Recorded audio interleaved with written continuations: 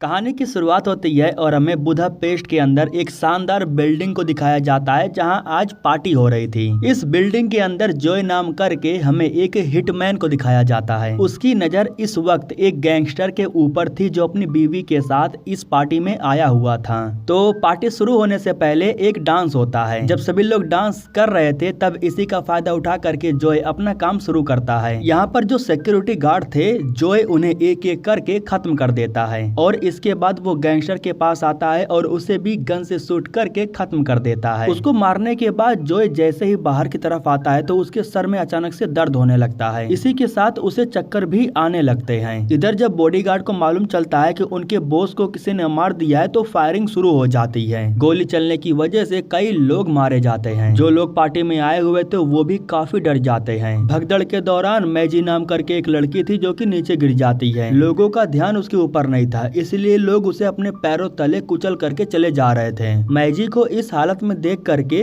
Joy उसके पास आता है और उसकी हेल्प करता है। वो उसे उठाता है और उसे लेकर के सही सलामत बाहर आता है। मैजी उसे शुक्रिया कहती है और उससे उसका नाम पूछती है। वो अपना नाम जॉय बता करके यहाँ से गायब हो जाता है। दरअसल जॉय के सर में काफी दर्द हो रहा था, इसलिए वो फौरन अपने घर पर आ जाता है। कमरे के अंदर जाने से पहले वो अपने लेजर सिस्टम को डीएक्टिवेट करता है, फिर अंदर जाता है। यहाँ जब जॉय अपने जेब को चेक करता है तब उसे मालूम चलता है कि उसने मैजी का फोन उठा लाया है। दरअसल जब मैजी धक्का खा करके नीचे गिरी थी तो उसका फोन भी नीचे गिर गया था। जॉय उसका फोन तो उठाता है लेकिन देना भूल जाता है। घर आने के बाद अगले दिन सुबह में जॉय अपने डॉक्टर के पास जाता है और अपना चेकअप करवाता है। वो जानना चाहता था कि आखिर उसके सर में दर्द क्यों हो रहा है और उसे चक्कर क्यों आते हैं। डॉक्टर उसका ब्लड सैंपल ले लेते हैं और कहते हैं कि रिपोर्ट को आने में थोड़ा वक्त लगेगा। वो जॉय से ये भी कहते हैं कि ये सब काम बंद कर दो और रिटायर हो जाओ। डॉक्टर से चेकअप करवा लेने के बाद जॉय अपने दोस्त के पास जाता है। उसके दोस्त का नाम जेवी है और यही बंदा जॉय को कॉन्ट्रैक्ट देता है। वो जॉय से कहता है कि इस काम को पूरा करने के बदले में तुम्हें $7.5 लाख मिले हैं। इसके बाद जॉय कहता है कि मुझे और काम चाहिए, जिसके बाद जेवी उसे सलाह देते हुए कहता है कि बाहर जाओ, लड़कियों के साथ घूमो, तुम्हारे पास तो पैसे बहुत हैं, थोड़ा मजे वजे करो, हमेशा काम नहीं करना चाहिए। इसके बाद दोस्तों जॉय मैजी के डांस क्लास में जाता है उसका फोन वापस लौटाने के लिए। उस रात जॉय ने उसकी जान बचाई थी, इसलिए मैजी एक बार फिर से उसे शुक्रिया कहती है और इसके बाद वो उसे डिनर पर भी इनवाइट करती है। रात के समय में ये दोनों एक साथ डिनर करने के लिए जाते हैं और अपनी लाइफ से जुड़ी ढेर सारी बातें करते हैं। यहाँ जॉय बताता है कि वो अकेला है, इसलिए वो छोटा मोटा काम करके अपना पेट भर लेता है। वो मैजी को ये नहीं बताता है कि वो पैसे के बदले में लोगों को जान से मारता है। अब इसके बाद से दोस्तों धीरे धीरे इनके बीच में रिलेशन बढ़ने लगता है। ये दोनों हर दिन मुलाकात करते थे और एक दूसरे के साथ वक्त बिताते थे। प्यार मोहब्बत के दौरान जॉय अलग अलग देशों में जा करके अपना कॉन्टैक्ट किलर का भी काम जारी रखता है। एक दिन जब वो जेवी के साथ बैठा हुआ था तब वो जॉय से कहता है कि तुम्हें अपनी सच्चाई मैजी को बता देना चाहिए, क्योंकि शादी करने से पहले मैंने भी अपनी बीवी को सब कुछ बता दिया था। अगर वो तुमसे प्यार करती होगी तो वो तुम्हें हर हाल में स्वीकार कर लेगी, वो तुम्हें छोड़ करके नहीं जाएगी। यह सुन करके जॉय कहता है कि ठीक है, मैं कोशिश करूंगा। इतना कहने के बाद वो जेवी से ये भी कहता है कि आज मेरा जन्मदिन है, इसलिए मैजी ने पार्टी रखा है, अपनी बीवी के साथ पार्टी में आ जाना, मैं तुम्हें इनवाइट कर रहा हूँ। अब दोस्तों रात के समय में जब सभी लोग पार्टी में आ गए थे तो इस दौरान जो जॉय था वो थोड़ी देर के लिए वॉशरूम में चला जाता है, क्योंकि उसके सर में दर्द हो रहा था और उसे चक्कर भी आ रहे थे।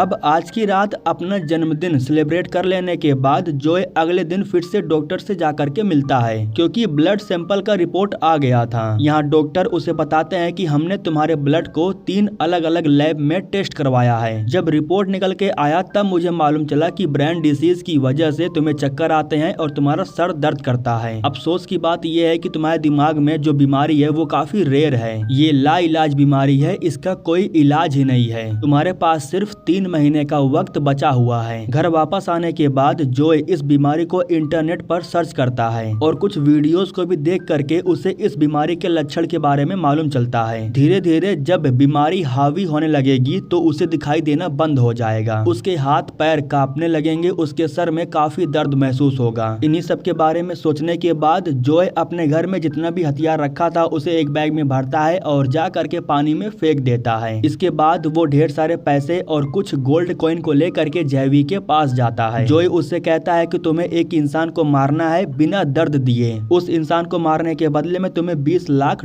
मिलेंगे। जय भी उससे पूछता है कि आखिर वो कौन है। तब जॉय अपना नाम लेता है और कहता है कि मैं खुद को मरवाना चाहता हूँ। जॉय उसे अपनी बीमारी के बारे में बताता है और उससे कहता है कि धीरे धीरे मेरी हालत बद से बदतर होने वाली है और मैं ये नहीं चाहता हूँ कि जो हालत मेरी होने वाली है उस हालत में मैजी मुझे देखे। जय भी कहता है कि चाहे कुछ भी हो जाए और चाहे जितना रुपए मिले, मैं तुम्हें मरवाने के लिए किसी को हायर नहीं करूंगा। यह सुन करके जॉय कहता है कि ठीक है, कोई बात नहीं। इतना कहने के बाद वो यहाँ से चला जाता है। इसके बाद वो जाता है एंटोनेट नाम करके एक लड़की के पास। दरअसल ये भी कॉन्ट्रैक्ट किलर है, पैसे लेकर के लोगों को मारने का काम करती है। दरअसल इन दोनों के बीच में दुश्मनी थी क्योंकि जॉय ने उसके पिता को जान से मार दिया था, इसलिए वो भी जॉय को मारने के लिए तड़प रही थी, लेकिन आज तक वो जॉय को मार नहीं पाई। आज वो खुद सामने से आकर के उससे कहता है कि खुद को मरवाने के लिए मैं तुम्हें $20 लाख दूंगा, मुझे मारने के बदले में तुम्हें पैसे भी मिलेंगे और तुम अपना बदला भी पूरा कर पाओगी। यह सुन करके एंटोनेट कहती है कि ठीक है, मुझे तो काफी खुशी हो रही है। जाने से पहले जॉय इतना कहता है कि एक बात का ध्यान देना, आज रात 12 बजे के बाद ही अपने बंदों को भेजना मुझे मारने के लिए, मुझे 12 बजे तक मोहलत चाहिए। इतना कहने के बाद जब जॉय यहाँ से चला जाता है तब एंटोनेट जैक नाम करके एक बंदे के पास कॉन्ट्रैक्ट भेजती है जॉय को मारने के लिए। हमें जैक को दिखाया जाता है जो कि स्विट्जरलैंड में अपने एक टारगेट को खत्म कर रहा था। जॉय का कॉन्ट्रैक्ट मिलने के बाद वो उसे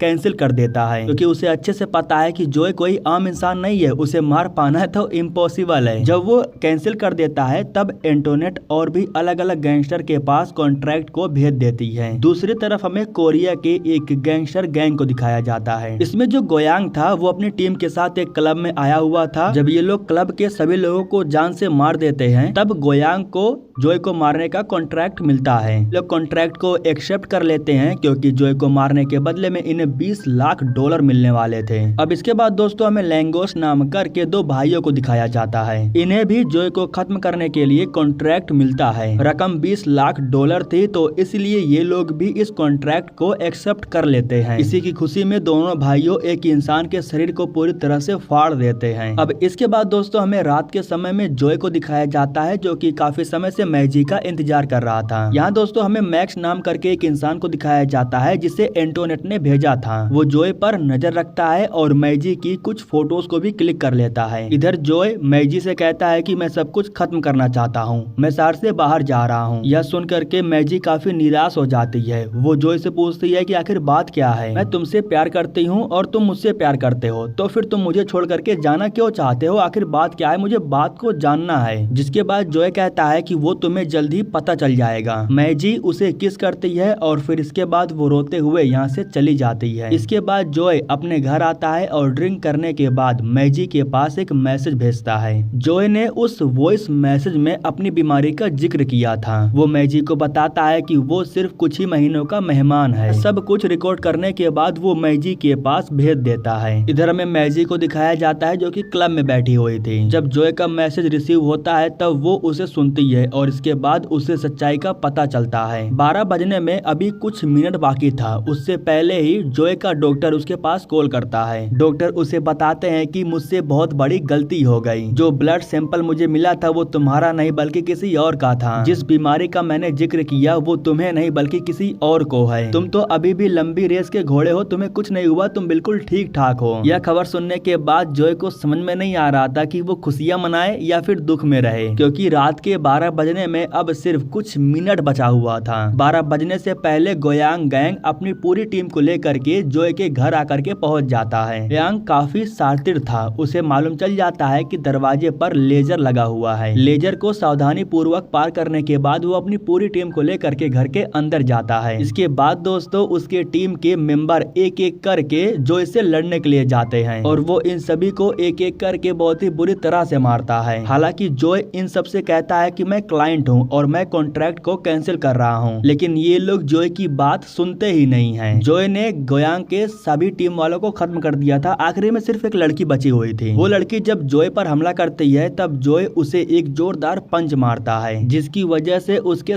सभी दांत निकल करके बाहर आ जाते हैं। इसके बाद वो गोयांग के ऊपर भी हमला करके उसे जान से मार देता है और बिल्डिंग से बाहर चला जाता है। गोयांग के फोन से वो एंटोनेट के पास कॉल करता है और उससे कहता है कि मैंने तुम्हारे गोयांग गैंग को खत्म कर दिया है, मुझसे गलती हो गई, मैं कॉन्ट्रैक्ट को कैंसिल करना चाहता हूँ, तुम पैसे अगर रखना चाहती हो तो रख सकती हो। एंटोनेट गुस्सा हो जाती है और कहती है कि अब मैं तुम्हें हर हाल में खत्म करके ही रहूंगी, ये अपने बाप का बदला लेना है, इसलिए तुम्हें खत्म करने के लिए मैं 20 नहीं बल्कि 40 लाख डॉलर देने के लिए तैयार हूँ। मैं हर शहर के गैंग को बुलाऊंगी और तुम्हें हर हाल में मारूंगी। कॉल कट हो जाने के बाद जोए मैजी के पास एक वॉइस मैसेज भेजता है। वो मैजी से कहता है कि मैं तुम्हें कुछ पैसे भेज रहा हूँ, तुम जितनी जल्दी हो सके बुदापेस्ट से कहीं दूर चली जाओ, मैं तुम्हें ढूंढ लूंगा। ठीक उसी वक्त जो लैंगोस भाई थे ना, वो भी अपनी बाइक को लेकर के यहाँ पर आ जाते हैं। ये दोनों भाई एक साथ मिल करके अपनी बाइक से जोए के ऊपर हमला करते हैं। इस दौरान किस्मत से जोए को एक लोहे का रोड मिल जाता है और उसी रोड को उठाने के बाद वो एक भाई के ऊपर हमला करता है और उसे जान से मार देता है। दूसरा भाई अपनी गलती की वजह से ही बेचारा मारा जाता है। उन्हें खत्म कर देने के बाद एंटोनेट के पास मैसेज आता है कि लैंगोस ब्रदर भी मर चुके हैं। इस मैसेज को पढ़ने के बाद वो काफी ज्यादा गुस्सा हो जाती है।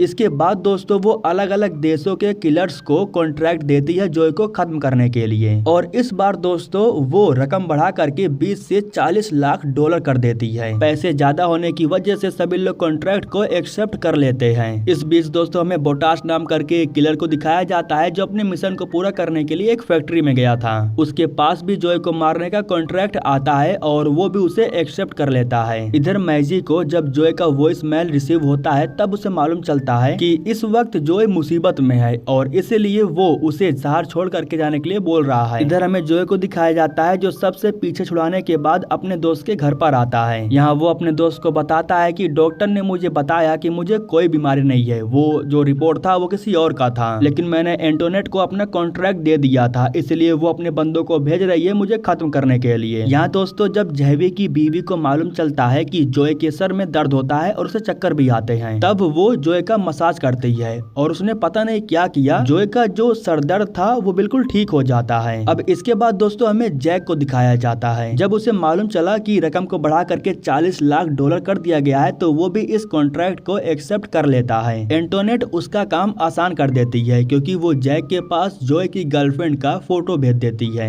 यहाँ दोस्तों टॉमी नाम करके एक लड़का था जो कि जैक को एयरपोर्ट पर लेने के लिए आया था। जैक उसे अपने साथ लेने के बाद सीधा मैजी के घर के लोकेशन पर आता है। यहाँ पर वो मैजी को देखता है जो कि टैक्सी से उतरने के बाद सीधा घर के अंदर चली जाती है और अपना पूरा सामान पैक करने लगती है। उसी वक्त जोए उसके पास पैसे सेंड करता है और ये रकम काफी ज्यादा थी। वो जैसे ही घर के बाहर आती है तो उसी वक्त जैक उसे रोक लेता है। जैक उसे एक जोरदार पंच मारने के बाद उसे किडनैप कर लेता है। अब दोस्तों अगले दिन सुबह में हमें दिखाया जाता है कि जोए को खत्म करने के लिए अलग अलग देशों से बहुत सारे गैंगस्टर बुदापेस्ट में आ रहे थे।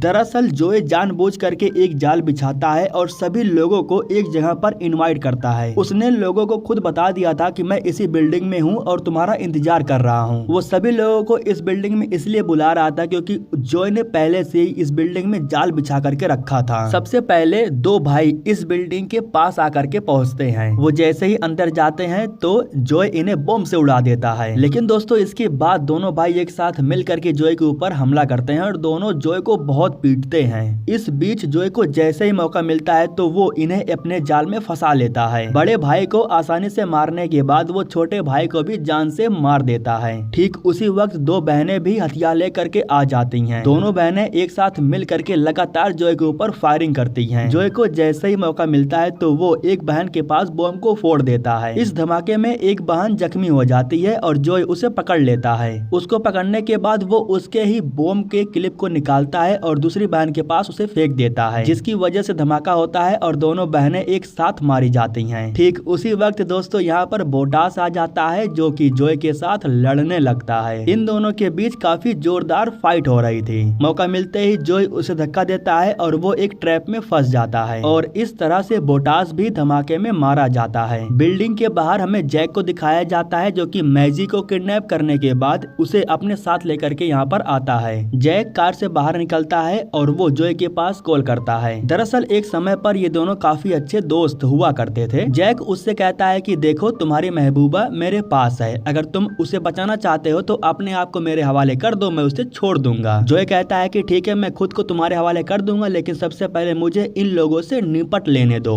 ठीक उसी वक्त मैक्स भी अपनी मरीन आर्मी को लेकर के यहाँ पर आ जाता है। वो अपनी पूरी आर्मी को लेकर के एक साथ बिल्डिंग के अंदर जाता है। जोए ने अंदर ट्रैप बिछा करके रखा था और उसी ट्रैप में ये बेचारे फंस जाते हैं। धमाके की वजह से काफी सोल्जर मारे जाते हैं। धमाका करने के बाद जोए एक गुफा के जरिए उस बिल्डिंग के बाहर आ जाता है। इधर दोस्तों कार में जब जैक नहीं था तब मैजी टॉमी से कहती है कि मुझे बाहर निकालो, मुझे वॉशरूम करना है। टॉमी इस धंधे में अभी नया था इसलिए वो नादानियां कर देता है। मैजी के कहने पर वो उसे कार से बाहर निकालने के लिए तैयार हो जाता है, लेकिन मैजी को जैसे ही मौका मिलता है तो वो एक लकड़े से उसके ऊपर हमला कर देती है। इधर दोस्तों जोए अपने आप को जैक के हवाले कर देता है, जिसके बाद जैक टॉमी के पास कॉल कर रहा था मैजी को यहाँ लाने के लिए। लेकिन दोस्तों तभी मैजी कार को लेकर के पीछे से आती है और जैक को ठोक देती है। जैक को ठोकने के बाद वो जोए को फौरन कार में बैठाती है और उसे लेकर के यहाँ से भाग जाती है। यह सब कुछ देखने के बाद मैजी काफी गुस्से में थी।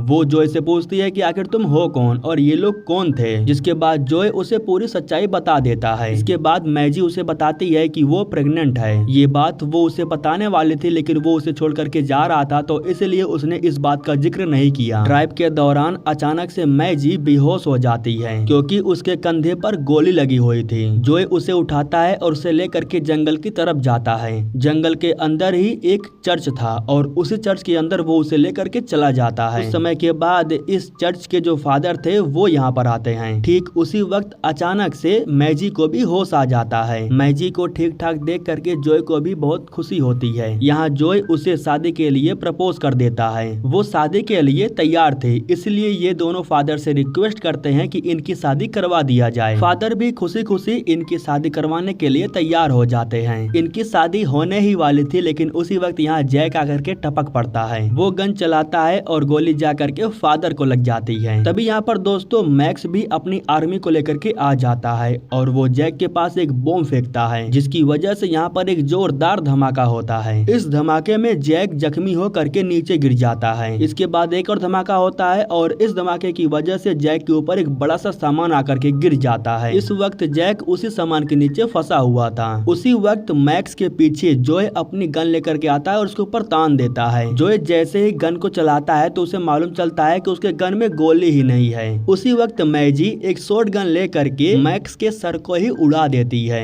जैक बेचारा नीचे फंसा हुआ था लेकिन ये लोग उसे बाहर नहीं निकालते हैं बल्कि उसे वहीं पर छोड़ करके चले जाते हैं। इसके बाद दोस्तों हमें एंटोनेट को दिखाया जाता है। जय भी उसके पास आता है और उससे कहता है कि तुम्हारा बाप मरने के लायक था इसलिए वो मरा, लेकिन तुमने जोए के साथ जो किया वो ठीक नहीं किया। इस काम में नियम होता है कि तुम मरीन सोल्जर को शामिल नहीं कर सकती हो, लेकिन तुमने मरीन सोल्जर को शामिल करके बहुत बड़ी गलती की है। इतना कहने के बाद वो एंटोनेट को गन से शूट करके मार देता है। मूवी के लास्ट सीन में जोए और मैजी एक दूसरे के साथ शादी करते हैं और इसी के साथ दोस्तों ये कहानी यहीं पर खत्म हो जाती है। दोस्तों हमारे YouTube चैनल को सब्सक्राइब करने के लिए आप लोगों का दिल से शुक्रिया।